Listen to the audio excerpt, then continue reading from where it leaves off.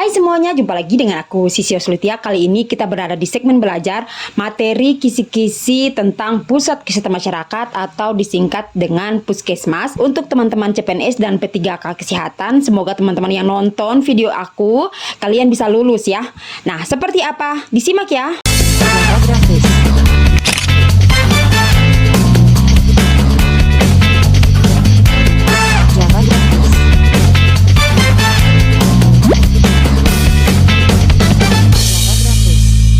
Yang pertama, aku akan membahas tentang dasar hukum tentang Pusat Kesehatan Masyarakat atau Puskesmas, di mana Peraturan Menteri Kesehatan Republik Indonesia, biasanya kami singkatnya itu Permenkes ya, nomor 43 tahun 2019 tentang Pusat Kesehatan Masyarakat, di mana definisinya yaitu Pusat Kesehatan Masyarakat yang selanjutnya disebut Puskesmas adalah fasilitas pelayanan kesehatan yang menyelenggarakan upaya kesehatan masyarakat dan upaya kesehatan perseorangan tingkat pertama dengan lebih mengutamakan upaya promotif dan preventif di wilayah kerjanya. Lalu kemudian upaya kesehatan masyarakat yang selanjutnya disingkat UKM adalah setiap kegiatan untuk memelihara dan meningkatkan kesehatan serta mencegah dan menanggulangi timbulnya masalah kesehatan dengan sasarannya yaitu keluarga, kelompok, dan masyarakat. Nah, kalau untuk upaya kesehatan perseorangan yang selanjutnya disingkat UKP adalah suatu kegiatan dan atau serangkaian kegiatan pelayanan kesehatan yang ditujukan untuk peningkatan, pencegahan, penyembuhan penyakit, pengurangan penderitaan akibat penyakit, dan memulihkan kesehatan perseorangan. Nah, kemudian itu pembangunan kesehatan yang diselenggarakan di Puskesmas itu dia punya tujuan. Nah, tujuannya yaitu untuk mewujudkan wilayah kerja Puskesmas yang sehat dengan masyarakat yang memiliki, ada 4, memiliki perilaku sehat yang meliputi kesadaran, kemauan, dan kemampuan hidup sehat. Yang kedua, mampu menjangkau pelayanan kesehatan yang bermutu. Yang ketiga, hidup dalam lingkungan yang sehat. Dan yang terakhir atau yang keempat, memiliki derajat kesehatan yang optimal baik individu, keluarga, kelompok, dan masyarakat. Nah, kemudian prinsip penyelenggaraan Puskesmas itu dia juga terbagi menjadi 6. Yang pertama ada paradigma sehat, bertanggungjawaban wilayah, kemandirian masyarakat, ketersediaan akses pelayanan kesehatan, teknologi tepat guna, dan keterpaduan dan kesinambungan. Nah, itu adalah prinsip penyelenggaraan Puskesmas. Dia berbeda juga dengan yang ini, tujuan dari Puskesmas itu apa? Nah, jadi teman-teman harus membedakan ya, tujuan dari Puskesmas itu apa dan prinsip penyelenggaraan Puskesmas itu seperti apa. Nah, selanjutnya berdasarkan prinsip paradigma sehat, maka ini penjelasannya di mana Puskesmas mendorong seluruh pemangku kepentingan berpartisipasi dalam upaya mencegah dan mengurangi risiko kesehatan yang dihadapi individu, keluarga, kelompok, dan masyarakat melalui gerakan masyarakat hidup sehat atau disingkat menjadi Kermas. Oke? Terus berikutnya, berdasarkan prinsip pertanggungjawaban wilayah, di mana Puskesmas menggerakkan dan bertanggung jawab terhadap pembangunan kesehatan di wilayah kerjanya. Nah, itu kan ada prinsip-prinsipnya yang tadi di depan, yang ada 6 itu, ini adalah penjelasannya. Nah, yang kedua ini ya. Nah, yang ketiga yaitu berdasarkan prinsip kemandirian masyarakat. Puskesmas mendorong kemandirian hidup sehat bagi individu, keluarga, kelompok, dan masyarakat. Ya, jadi dia agak berbeda ya teman-teman, berbeda dengan ini, juga dengan ini. Berikutnya juga pun berbeda tetapi dia saling terkait, yaitu berdasarkan prinsip ketersediaan akses pelayanan kesehatan, di mana Puskesmas menyelenggarakan pelayanan kesehatan yang dapat diakses, terjangkau oleh seluruh masyarakat di wilayah kerjanya secara adil tanpa membedakan status sosial, ekonomi, agama, budaya, dan kepercayaan. Berikutnya, berdasarkan prinsip teknologi tepat guna, di mana Puskesmas menyelenggarakan pelayanan kesehatan dengan memanfaatkan teknologi yang sesuai dengan dan yang terakhir berdasarkan prinsip keterpaduan dan kesinambungan, di mana Puskesmas itu mengintegrasikan dan mengkoordinasikan penyelenggaraan antara UKM dan UKP, lintas program dan lintas sektor, serta melaksanakan sistem rujukan yang didukung dengan manajemen Puskesmas. Nah, ini adalah syarat untuk mendirikan Puskesmas. Jadi ada standarnya, ada syaratnya untuk mendirikan Puskesmas.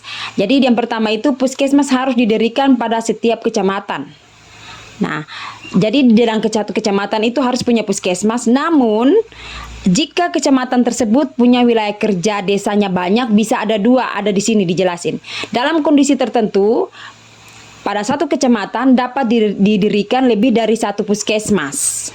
Ya, jadi di poin 1 ini itu dengan bisa untuk dirubah pada saat di poin 2. Jadi itu jika ada dua itu bilang di dalam wilayah kerjanya itu luas, terus kemudian masyarakat jumlah penduduknya banyak, itu bisa didirikan dua puskesmas dalam satu kecamatan. Yang ketiga, kondisi tertentu sebagaimana dimaksud ditetapkan berdasarkan pertimbangan kebutuhan pelayanan, jumlah penduduk dan aksesibilitas. Nah, itu dia maksudnya dari yang poin 1 dengan 2. Terus yang keempat, puskesmas sebagaimana dimaksud harus memenuhi persyaratan lokasi, bangunan, prasarana, peralatan, ketenagaan, kefarmasian, dan laboratorium klinik.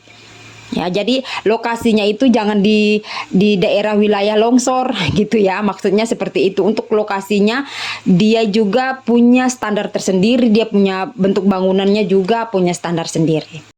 Selanjutnya untuk kategori, di mana dalam rangka pemenuhan pelayanan kesehatan yang didasarkan pada kebutuhan dan kondisi masyarakat, puskesmas itu dapat dikategorikan berdasarkan dua hal, yaitu karakteristik wilayah kerja dan kemampuan pelayanan. Nah, untuk kategori puskesmas yang berdasarkan dalam karakteristik wilayah kerja itu diatur dalam pasal 24, ya, di mana puskesmas itu dikategorikan menjadi 4, yaitu puskesmas kawasan perkotaan, puskesmas kawasan perdesaan, puskesmas kawasan terpencil, dan puskesmas kawasan sangat terpencil. Nah, untuk menjadi kategori puskesmas itu ditetapkan oleh Bupati dan Wali Kota.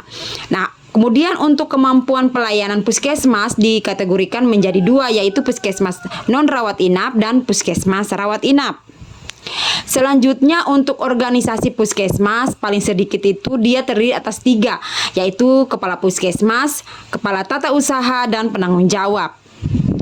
Selanjutnya, syarat untuk menjadi kepala puskesmas berdasarkan Peraturan Menteri Kesehatan Nomor 43 Tahun 2019 tentang puskesmas itu ada di pasal 44, di mana kepala puskesmas diangkat dan diberhentikan oleh bupati atau wali kota. Terus kemudian di ayat 2, syarat untuk menjadi kepala puskesmas itu adalah dia statusnya harus ASN. Terus kemudian memiliki pendidikan kesehatan paling rendah itu S1 atau D4. Dan kemudian paling rendah itu menduduki jabatan fungsional tenaga kesehatan yang ahli pertama minimal itu 2 tahun. Memiliki kemampuan manajemen di bidang kesehatan masyarakat. Terus kemudian masa kerjanya itu sudah mencapai paling sedikit 2 tahun dan telah mengikuti pelatihan manajemen puskesmas. Nah, terus di bagian ketiga ini tuh juga ada penjelasan lagi bahwa puskesmas untuk wilayah puskesmas kategori kawasan terpencil dan sangat terpencil itu tidak tersedia seorang tenaga kesehatan dengan kualifikasi pendidikan di atas yang kayak 1 2 itu yang di ayat 2 huruf B dan C, itu kepala puskesmas dapat diangkat, dijabat oleh pejabat fungsional tenaga kesehatan dengan tingkat pendidikan paling rendah itu diploma 3 atau D3 ya. Jadi ada pengecualiannya juga untuk kategori puskesmas-puskesmas tertentu yang dimana di sana itu tidak ada kualifikasi yang di huruf B dan C di ayat 2 pasal 44. Selanjutnya yaitu makna lambang puskesmas, di mana lambang puskesmas ini juga diatur dalam Peraturan Menteri Kesehatan Nomor 43 Tahun 2019 tentang puskesmas, di mana dijelaskan untuk lambang puskesmas. Di sini teman-teman bisa lihat di gambar 1. Nah, untuk bentuknya segi 6 heksagonal itu melambangkan, jadi ini tuh ada bangunan yang berbentuk persegi 6. Nah, itu punya arti ya, yang itu yang pertama keterpaduan dan kesinambungan integrasi dari 6 prinsip yang melandasi penyelenggaraan puskesmas. Nah, itu tadi yang di depannya ada 6 itu. Ya, terus kemudian makna pemerataan pelayanan kesehatan yang mudah diakses oleh masyarakat, dan yang ketiga pergerakan dan penanggung jawab puskesmas di wilayah kerjanya. Terus selanjutnya Ada yang kedua, yang B itu irisan dua buah bentuk lingkaran yang melambangkan dua unsur upaya kesehatan. Nah, itu yang dua bulatan yang di hijau muda. Di sini kalian bisa lihat di bagian bawah yang ada bulatan itu. Nah, itu punya makna yaitu upaya kesehatan masyarakat untuk memelihara dan meningkatkan kesehatan serta mencegah dan menanggulangi timbulnya masalah kesehatan masyarakat. Nah, yang kedua itu yaitu upaya kesehatan perseorangan untuk memelihara dan meningkatkan kesehatan serta mencegah dan menanggulangi timbulnya masalah kesehatan perorangan. Gitu. Jadi terus yang berikutnya, nah yang C itu adalah yang sitilasi bentuk sebuah bangunan, yang kayak ada potongan atap gitu di antara bulatan-bulatan itu. Nah, itu punya makna yaitu melambangkan puskesmas sebagai tempat atau wadah diberlakukannya semua prinsip dan upaya dalam proses penyelenggaraan kesehatan. Terus kemudian yang untuk segitiganya, yang irisannya itu, nah segitiga itu mewakili 3 faktor di luar pelayanan kesehatan yang mempengaruhi status derajat kesehatan masyarakat, yaitu genetik, lingkungan, dan perilaku. Nah, untuk bentuk palang hijau, nah itu yang bentuk angka kayak tambah warna hijau, ada yang hijau muda dan hijau tua, itu punya arti juga. Ya, yang palang hijau di dalam bentuk segi 6 melambangkan pelayanan kesehatan yang mengutamakan promotif dan preventif.